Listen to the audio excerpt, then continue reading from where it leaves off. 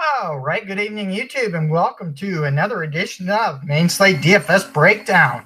As always, please subscribe, like the channel, and join us on Twitter as well at DFS Quarry on channel, at DFS Quarry on Twitter. My fault there, but tomorrow we are looking at about 8-game main slate here. So, fortunately, for 2 nights in a row, the NHL has done us a good favor and has made us a nice schedule that isn't 13 games one night and 3 the next. So you really got to enjoy that when the NHL throws the DFS community a good slate and a good reason to watch hockey during the week.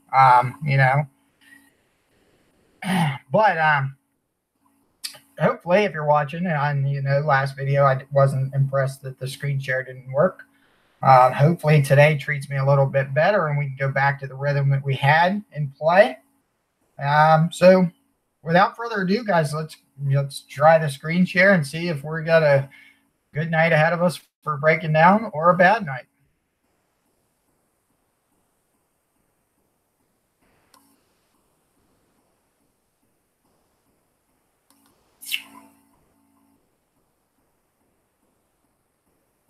Okay, looking all right there. All right, looks like we might be in for some good screen share action here, guys. These stats are of the other night there, so fairly recent. As of 2 nights ago, I think was when I done the last show. So let's go take a look here, guys. First game up on the slate, guys, we got the Detroit Red Wings heading to Buffalo, taking on the Buffalo Sabres. Buffalo 148 home favorite it has, with an over-under of 6 on here. So we all know I'm keeping in touch here. Buffalo certainly won 8-1 in the last 10. Certainly offense has been stagnant here. 20 goals for, 41 goals against there. Like I said, as of the other night. Limited scoring chances, only a 253. Scoring chance goals at 17. And these are the totals. So looking at this in Buffalo here, not very much to be impressed about. Going to Detroit. Detroit's 4-5-1. Not a lot of shots, only taking 264 shots and allowing 358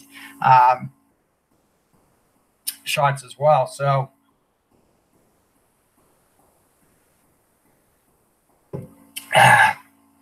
23 goals for in the past 10 and 33 goals against the past 10. Giving up a lot of scoring chances here. So I think that is going to, 22 high danger goals against here is the most on the slate, followed by Ottawa here on high danger goals against, and then Buffalo. So possibly a lot of goals in this game here with an over under 6.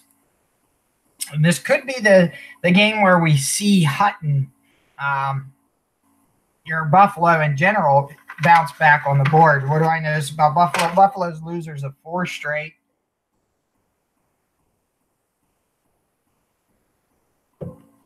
So certainly they need help. Penalty kill wise here, guys, we'll go right over here quick to the penalty kill. Detroit giving up 6 power play goals on 46 shots. Buffalo giving up 6 power play goals on 41 shots. So chances there are, they are likely there for power play goals. You're looking at the power play in general. Buffalo 3 power play goals on 34 shots. Detroit 4 power play goals on 35 shots. So let's take a look at the lines here quick. Yeah, so going over to Detroit here, we see Dylan Larkin on the board with 5,900, 1 goal, 1 assist, 10 shots and 2 blocks. And then Anthony Mantha at 5K, 2 goals and assists, 16 shots, 5 blocks here. And then Andreas Athanasiou here on line 2, 5,500, 5 goals, 2 assists, 20 shots here. So when I'm looking at this here, guys, as I said here, power play, I'm liking a chance for the power play here. 5,900 with Larkin, Mantha, and then Athanasiou here. Oh, man. ate pizza tonight. It's not agreeing with the stomach here, guys, so bear with me here. But these guys are a really affordable 3-person stack. I could see you want to leave one guy off, and based on recent production here, I think it'd have to be Mantha and then run with Larkin and Athanasiou here on power play 1. If it is, we got projected Jimmy Howard here very well, doing very well here, 2-0 with a 1.98 this past 5. It really depends on the way you want to game script this. I have Detroit in play here, but when I look at this, this could be when Buffalo gets out of the rut on home ice for the fans here. Going over here, Alex Nylander, since coming up to that first line, he's had some good success at 4,200. Jack Eichel again there. It's really hard to get on board with these guys lately based off their production here. Darlene has been playing very good. As of the other night, I guess it was an illness that kept Rasmus Ristolainen out here. They got him at 5K, but I think lately you even go with Darlene if you're going to play the defensive side of things here. But this could be a time to go to Skinner here. Quiet in the past 5 with the exception of 20 shots here. It could be a good time to go on board there. Hopefully my video comes back on here. I don't know why. Well, at least on my screen it's going out. So, but like I said here, potential line here. There are a couple plays, whichever way you'd want to take it. But looking at the special teams wise, I like the Detroit power play. In particular, if I had to say I like anything the best from special teams, it's Detroit power play unit. A guy that I can see perhaps getting on board tomorrow could be Jeff Skinner. Next game, guys, we got a repeat of the other night's game. Washington Capitals traveling to Carolina this time, take on the Carolina Hurricanes. They have Carolina as a 135 home favorite. They're over under 6.0 here. What do I notice about this is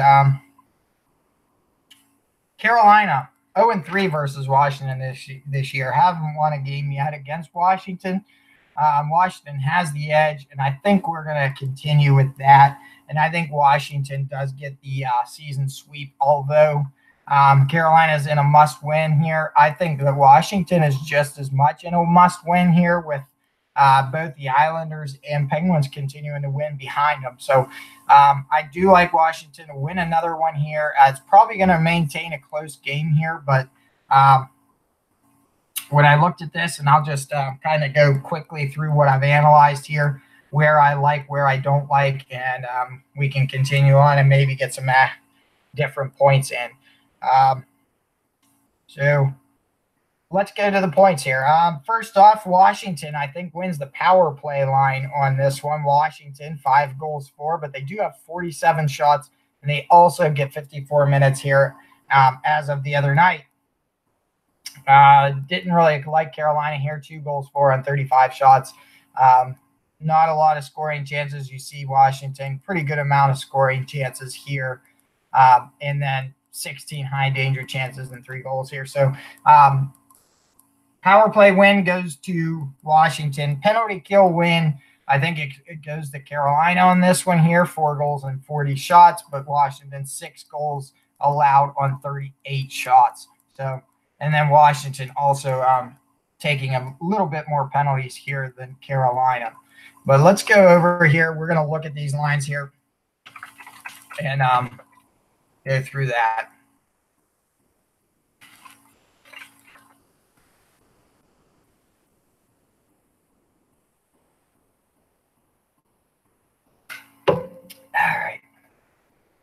All right, so Washington the other night, we've seen a good night by Kuznetsov the other night, and Carl Hagelin certainly fitting in pretty well with this Washington team. Got an assist, I think, the other night.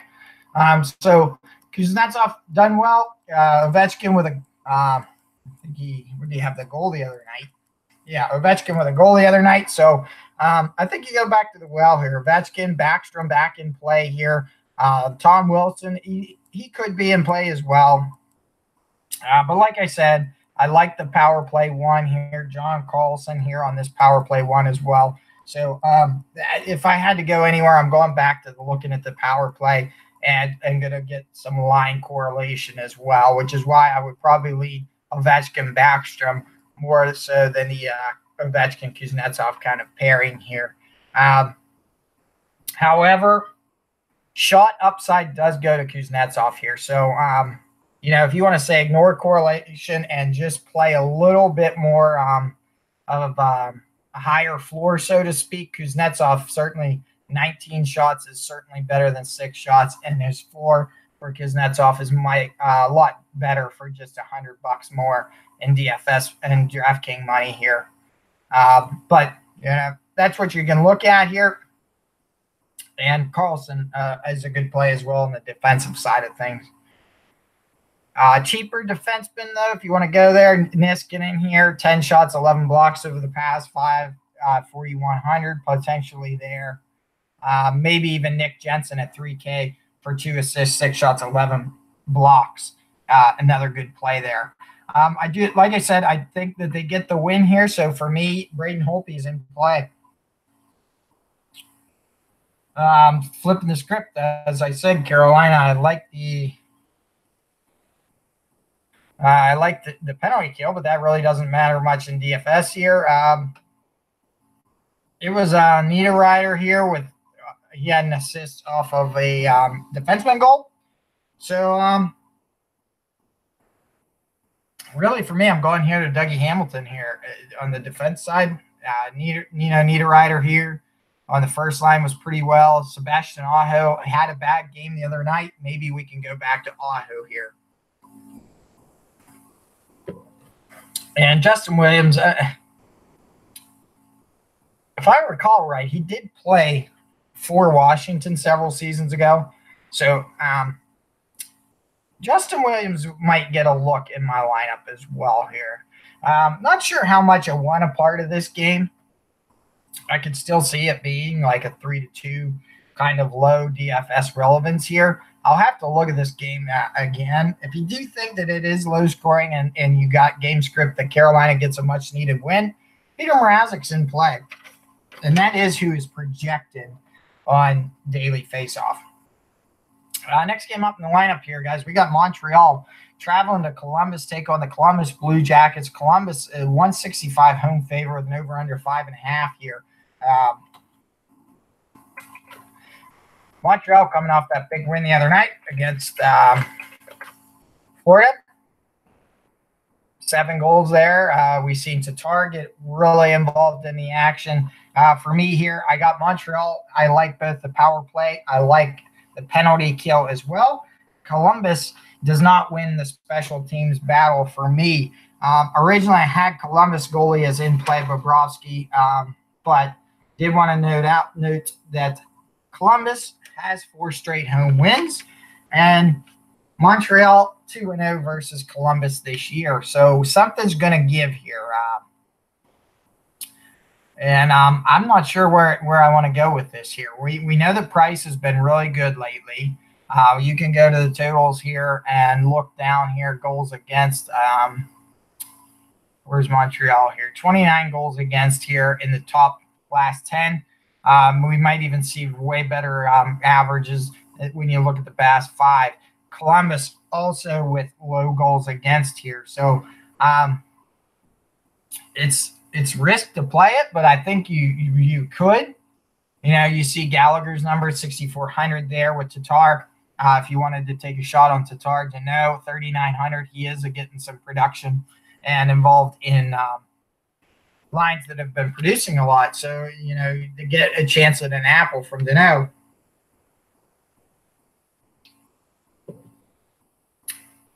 It could be a good thing. Let's take a look here. Andrew Shaw here, second line with Max Domi. Another good line. I think I would probably go back to the well and go with Domi Shaw again. And also with Arturi Lankinen. I think this is the more consistent line than this first line here. Although, Gallagher, it's a pretty good shore in for that high floor with 22 shots. Well, these guys here, averaging 2 shots a game roughly, and even less with Lankinen. Shea Weber on the defensive side, very good play. Jeff Petrie, Kulak. Kulak's been pretty hot lately here. He would be my low-cost value play, is keep on taking the chances with Brett Kulak here. And if he burns you, he burns you. You didn't spend a killer amount on him. So, like I said, power play here for me. I did like some of their power plays. Looks like in the past 5, it's kind of spread out. But for me, like I said, I like Shaw, Domi a little bit more. A little bit more for me. And Carey Price I still like as well. And like I said, Bobrovsky in play as well. So Carey Price is in play. We'll flip over to the Columbus side. And for me, I still like the Panarin, Luke Dubois, Atkinson line. The Dzingel, Duchesne, Anderson line. For me, it's hit or miss, really. I haven't been a fan of them yet. And you see here, you get a point, that's great, but no shots, not a lot of shots here. So it's boom or bust. But when you see here, Duchesne at 61, 5,500 for Panarin. If I come down to utility slot, I think I want to go with a little more minutes. Anderson's been playing really well lately here. I do like where he stands. It's Werenski for me on the defensive side. If I were to like anyone on the defense, Nudi Vara at 2,700. I heard talks of people playing him as well. David Savard having some consistent numbers in the past 5. Bobrovsky, like I said, playing very good in the past 5 as well. You can get some value there. But for me, I do like both these goalies here, whatever way you want to game script it. Columbus allowing 299 shots. Montreal only allowing 277. Montreal taking a lot. So I do think if Bobrovsky can stand on his head again, get you that potential 3rd shutout in the last 5 games, you could be looking at a nice 9-10 point night from Sergei Bobrovsky. Risky, yes, but it's not unheard of to think it could not happen tomorrow. Next game up, guys, we have the Florida Panthers heading to Ottawa to take on the Ottawa Senators. Florida's 155 road favorite, over under 6.5. I'm not sure I like the opening lines here if they do hold relevance, because Florida has been atrocious defensively lately. Past 3 games, I think they've allowed like 5 goals, 7 goals, 7 goals. So the defense is just not there for Florida. So we can start off right off the bat by saying, do not play Luongo. I won't. No way. But Ottawa, we could see some stuff here, guys. Anthony Duclair has come up from the 4th line to the 2nd line at 3,600, 3 goals and assists in the past 5 games here, joining that Tierney-Bodker line. Tierney, I think he's a good play. You look down here, Rudolph Balcers got a goal the other night. I think you can leave him off your lineup. Brian Gibbons here, if you want a guy that, if you want to spend up on your defense a little bit more, because I know a lot of us guys tend to say, you know what, we'll go with a $2,600 defenseman who can get some saves or some blocks.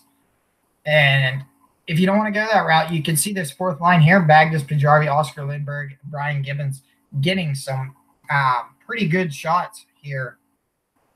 Dylan DeMello here for 3,800. Why not? A goal and 5 assists, 10 shots, 13 blocks, 2 power play points along with Thomas Chabot. These guys are both playable tomorrow in a game where, a lot of goals have been given up on Florida, and I just don't see when that can stop.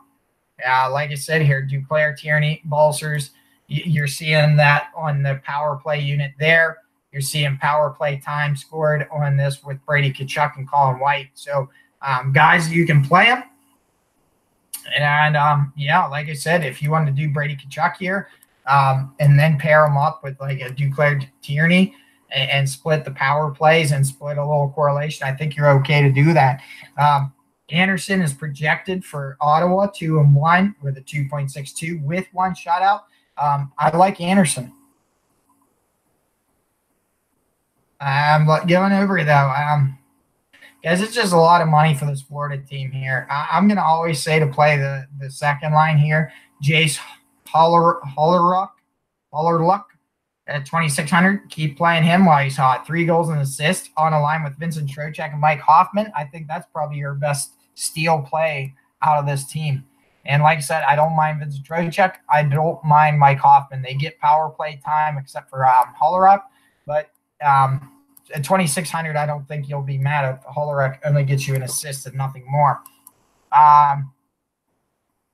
But yeah, I don't want to, Uyghur here, 3,500 from the defensive side, yes. But look at this. I mean, you're seeing 3.68 for Luongo. This Mantha, a good thing they hide his stats because he has not been good either. This one here does go over the 6.5. I can see that. Let's go into the next game here. We got the New York Islanders traveling to Winnipeg to take on the Winnipeg Jets.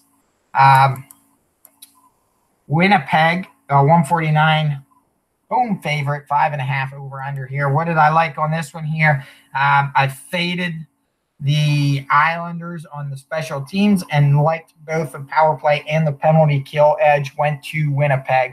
Total-wise here, you see Winnipeg only taking 279 shots, giving up 305, 32 goals for in the past 10, and only giving up 25 goals. Islanders have only given up 23, but they only scored 20, only taking 285 shots. For me, Winnipeg goalie is in play. And the Islanders, I'm going to fade here on the road against a strong Winnipeg Jets team. I did read some news that Byfuglien took a big step in returning to the lineup. I think he's still a little ways away, but I think he started practice skating. But lately, guys, it's this line too. It's Hayes, it's Connor, it's Laine that has been stellar. But now that they return to home ice, if you wanted to attack this Islanders team, I think you're going line one here. Blake Wheeler at 6,200, way cheaper than 8,100 at 13 shots here. I know his production isn't like we've seen. We've seen him have 10, 11 assists in a 5-game stretch. Scheifele here at 5,800. These guys are the lowest prices that you can be. So I think you can take a chance on stacking the Scheifele, Wheeler, and Ehlers here. I'll probably fade Ehlers here and limit my exposure to just Scheifele, Wheeler. But at that price tag, I think I'm okay to take a shot. I understand when you look at the Islanders, and I'll do that right now. You look down at this Islanders team here, and goalie-wise, Grice here at 4.88 lately. They've been stellar all year for the most part. But, Grice being 0-2 here, and that's who's projected. I'm okay to take Winnipeg Jets who are good on home ice. And I might even take where is he at? Is he hurt? Might be hurt. Okay, Josh Morrissey's down here, but it is Josh Morrissey's birthday. Not sure if he's in the lineup or not in the lineup. The Islanders, if you had to look, I just go off the past 5 here, guys, and there's just not much to like here. Brock Nelson had a good game with Bailey, but I think that was just one game. Nick Leddy and Adam Pelech. These are good guys for a cheap defenseman that have a potential to get some goals. So there's where I would go if I'm going any part of the Islanders. Next game up on the slate, guys, we got the Dallas Stars heading to Edmonton, take on the Edmonton Oilers. Dallas, a 114 road favorite, over under 5.5. For me, I'm going to fade Edmonton's goalie right off the bat. They're just unreliable here. And Dallas, for me, it's Ben. It's Sagan here. These two guys are really hot lately. Sagan at 7,300 for 34 shots. He's a must-play in a lineup, even as a one-off. Jamie Benn as well coming up through. They moved Radulov down to this line 2 main line, but certainly he still plays on the power play with those guys. So you can even pair him in if you want. But I think that you could get a big main 3 from this Edmonton team who does give up a lot of goals. When we look at the totals here, Edmonton, 36 goals over the last 10 games. giving up 343 shots. Dallas taking 350 shots, only scoring 22, but without that many shots against a team with, an 88.42, which is the lowest fit save percentage here on the slate, I think you got to aim for them here. Even if it's not the main pairs, guys, I think you got to take a look at even some of these lower cost guys that could get involved in some scoring, and that even includes Jason Spezza.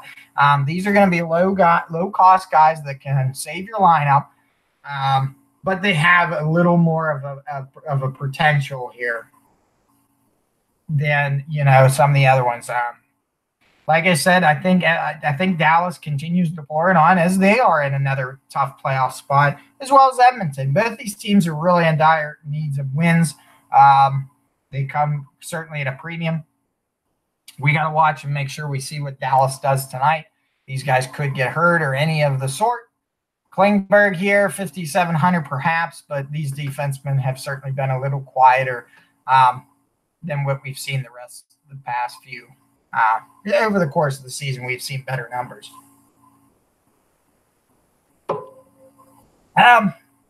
Ben Bishop here, 2-1, 2.01. I'm thinking it's going to be Khudobin here. I thought Ben Bishop was playing today. Let me check that real quick, see if the game has started.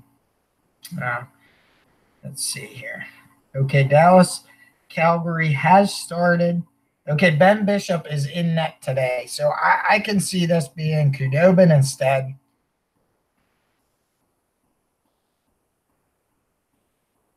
So Khudobin in net instead here for me, guys. So that is where I think it's going. So 2.42, 0.1 and 0.912 saves. So I like Dallas a little bit more. When you look at Edmonton, though, you can't ignore what they've done the other night. McDavid, Cassian, Draisaitl, even Chasen here. They're all getting very good numbers lately. It's just they're going up against a way better defensive team. So, do you go back to one-off and McDavid? Potentially. Or even a one-off of Nugent Hopkins while the dude is on fire lately. Any option there, I think, could be. You look, half of Nugent Hopkins' goals have come on the power play, so that puts him at 3 goals in 5 games. Still a good number here. And like I said, if it is going to be Koskinen here tomorrow, he's still 2-2-1 with a 4.03. He's not been good lately. So I think that's why I'm jumping on Dallas here, and Dallas wins. Since they're a worse defense, a worse team on the road here, I'll give Dallas a 3-1 win here in this one.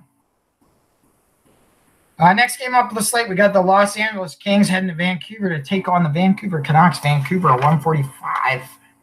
Home favorite with an over-under 5.5. What do I have here? What do I have? Vancouver, losers of 3 straight is the notes I have. So the Kings were winners of 3 in a row until the loss the other night. I think it was to Anaheim. No, it was Edmonton. Edmonton killed them the other night. Okay. We are doing good on time here. All right, guys. So Tanner Pearson back up to the first line here with Bo Horvat, Louis Eriksson. The Eriksson was 1 game here. Horvat certainly 6,900. A little bit better here.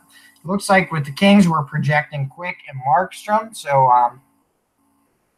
let's just go to Vancouver first and just keep rolling here. So Horvat still, you're seeing potential here across the first top 2 lines here, Besser and Pettersson.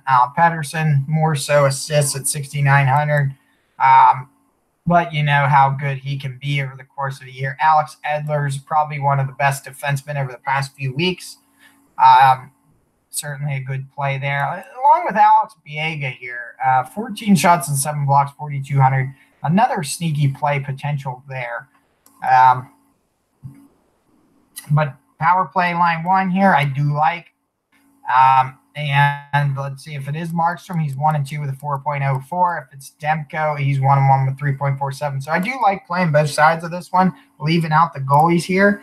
I think Vancouver does win this one closely, but I think that it's just it's not going to be enough points in the goalie slot here to have them. But certainly the big three here are in the play. Guys that I like here, Pearson, coming from Los Angeles to Vancouver, Tanner Pearson could look for a little bit of revenge game here against his old team. So I like Tanner Pearson here at 3,500, especially. Josh Levo on that second line, I like him as well at another 3,500 price tag. Erickson, I'm fading, even 31. You go over here, guys. Like I said, here's the Kings lineup.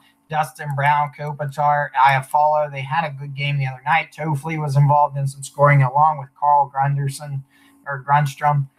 These guys have been fairly productive here, and at 3 goals, 4 assists, 21 shots. Dustin Brown, I do like that play. And these guys are gonna get your first line minutes, and they're not totally overpriced here at 5,100 and 5,200. I think that's fair price for the production they've given you.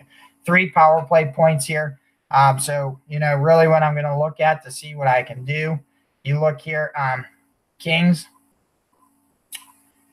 Vancouver, not taking a lot of penalties, but they are better on the power play. So do I want to load up on them? I don't, because they're not going to see as much power play time, I don't believe. You got here a penalty kill team, Vancouver only taking 35 minutes of shorthanded time, while the Kings are only drawing 32 minutes. I mean, the Kings, if I see 5 goals in the past 10 games and there's 3 points here, 3 points here, it tells me the last 5 they've been hot. But for me, you guys, it's hard to ignore what Kopitar, Brown, Doughty have and the price tags that they give you. But certainly the Kings are in a spot now where we can't ignore them,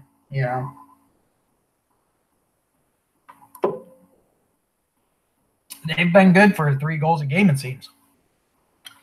Next game up on the slate, guys, and it's the final one. Chicago heading to San Jose to take on the San Jose Sharks. I think these lines are honestly pre-formatted somehow. The app that I use has San Jose at a 225 opening line. I don't understand that because we know San Jose has lost a lot lately here. So let's see if this line has changed at all. Now I'm still seeing on Pinnacle it's a 210. Let's go. Bovada has them at a 220 favorite with a 6.5 over under here. Interesting that they're keeping the lines like that. Very interesting. 6 straight losses, like I said, for San Jose. The series is pretty close to being even. So for me, I still have to say I'm going to at least get a little part here of Kane, Taves, DeBrincat here. The lines haven't been – I liked when Saad was better or back up with Taves and Kane, and DeBrincat was down with Dylan Strome and Cahoon. Not sure why they changed that. Duncan Keith and Eric Gustafsson certainly have been some of the best defense over the past 10 games as well. Gustafsson at 5,900 for 22 shots, 11 blocks, and 3 goals is a very good steal price as well defensively here. Brent Seabrook, even 5,300 at 10 shots, 14 blocks with some power play time. Another good guy, good play as well. I don't have the power play is a big deal here for my analysis here. So I think I would look towards the safe plays, which maybe it is Jonathan Taves and DeBrincat and leaving out Kane here for the uncertainty of it. All right, let's go over here and look at San Jose Sharks, who lost 6 in a row. Kane's back. Kane versus Kane here. It is Logan Couture's birthday tomorrow. I'm not sure if you want to write that down. 2 goals here and 9 shots and a power play goal, 6,500. Gustav Nyquist here. I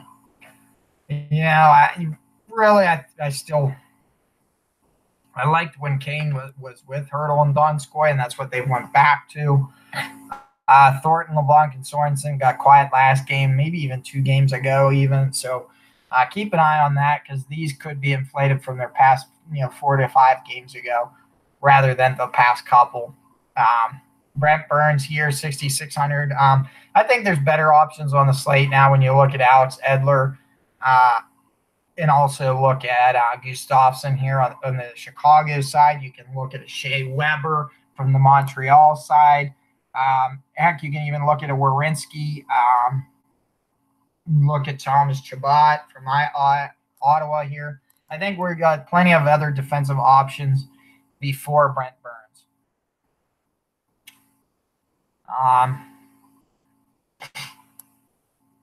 But yeah, I mean, I'm gonna stick with here the Evander Kane, Timo Meier kind of thing here.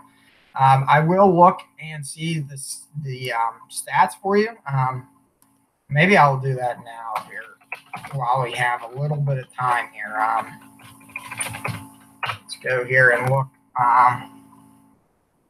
Let's see.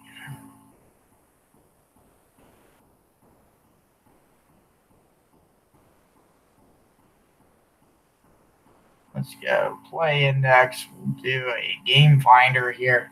And we're going to basically look and see who scored for these games earlier this year. So we have Chicago. We have San Jose. We're going to limit it to this year only. So we got Chicago a 5-2 loss in March. In December, Chicago with a 7-3 loss. So yes, Chicago has lost both games this year. My apologies.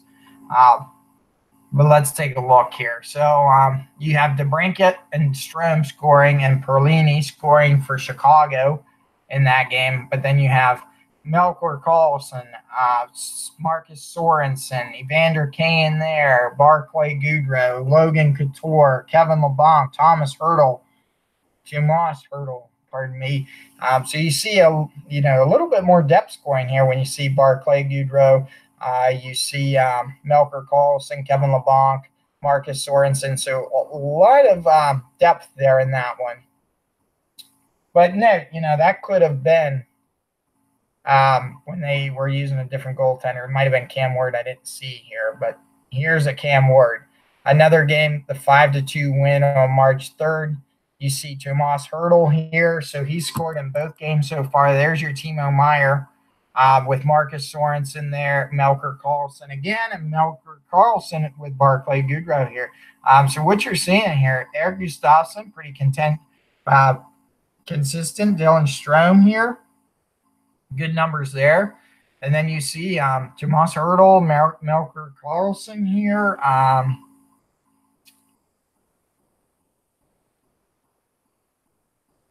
Let's see here if we. And then shot-wise, Barclay Goodrow here with 5 shots in that game. So, that's what I'm looking for here.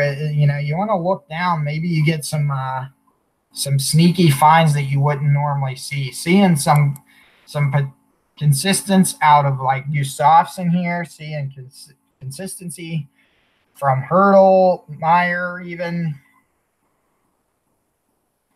I see a lot in here. I see it safe enough to play Jones if it is Jones here. Now, I know they've lost 6 straight, and I say, and I understand it's different times and whatnot, but the shoe's got to drop sometime, and I think that could be tomorrow against Chicago. Now, Chicago is going to play. If it is Crawford here, 1-3-1 with a 2.02, so he's not been terrible here. But I think it could be time for Jones to get on track here. 0-3, 3.81 here. I got Jones in for me, and I'm gonna keep an eye on him. But anyway, that's the slate, guys. Don't see anyone in the chat, so not going to worry about doing any line share here. So 8 games on the slate, guys. I told you where I liked here. Let's see which. I will do a little summary of what I looked at, where I see stats-wise and stuff here before I head out the door. Like I said, when it comes to power plays, the winners, I like Detroit, like Washington's, like Montreal's, Florida's. They're still in play just because of their stats, the way they've looked. Winnipeg, Edmonton, the Kings, and Vancouver are my winning power plays here that I've marked off. The goalies that I started the night with, might have talked myself out of a couple of these, but I did start with Detroit's, Columbus, Ottawa, Winnipeg, Dallas, Edmonton as well here, but I might have talked myself out of Edmonton, and Vancouver. I will add Martin Jones to that based on some looks at the analysis here. Birthdays, Logan Couture, Jonathan Drouin, and Josh Morrissey, if he is playing. So that's the lineup here. What do I like here?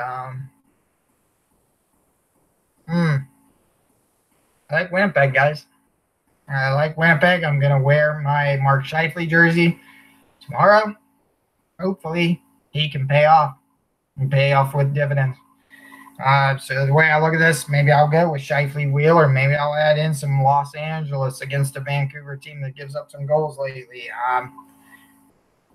And maybe kick that back with some Toronto or some San Jose guys with that third line here. Maybe not. Maybe Melker Carlson. Maybe Gudrez in play here. Yeah, Raiders. I like that game. I hate that Chicago. Like I said, I hate that Chicago's moved that line difference here.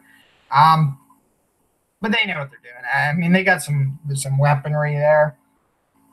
Dallas's against Edmonton. I can't see them not having a huge night tomorrow too. It's all right, buddy. Hey, if the video's still live, I say you're never late because there's not many watching live, buddy. But hey, man, that's a good thing about ours, Raiders. We don't take it off the air. So I'm here forever, buddy.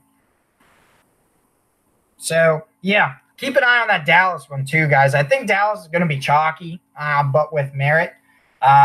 Sometimes I worry about a team that goes with 8 goals in a night like Edmonton, that they might dud out the next night. Leave me your thoughts on that one in the comments below. Do you get nervous when a team puts up 7 to 8 goals in a night, and then like the next game, are they going to come out strong? I don't know how many times. It's more so on a back-to-back, straight night by night that I worry about those. But I get superstitious like that, and certainly Edmonton's playing a much stronger defensive unit. And I do have interest in attacking that Florida-Ottawa game. Maybe I'm swayed because Florida has not stopped anything lately. So I might be swayed on that. But you know what? It's what we got to do. We got to take chances. And Ottawa gives me price tags to take chances on. And like I said, revenge narratives. Not sure it's so much a revenge narrative. But keep in mind, Tanner Pearson for Vancouver going up against his old team, the Los Angeles Kings. And I think that's it. Oh, and then I said Justin Williams. I'm pretty sure Justin Williams played for the Capitals. So that's where I'm at, Raiders. Thanks for tuning in, even though it was a little later. But, hey, let me know your feedbacks, guys. Let me know if anything I said worked for you in the video, because I haven't been good lately, guys. I ain't going to lie. Been a disaster for me lately. So I'm still doing my old technique, still trying to do what I do, and hopefully I'm just playing the wrong recommendations by me, and you guys are playing my other recommendations that are hitting. So That's what I at least hope. So until next time, thank you all for watching this edition of DFS Quarry's Main Slate Breakdown. Have a good night.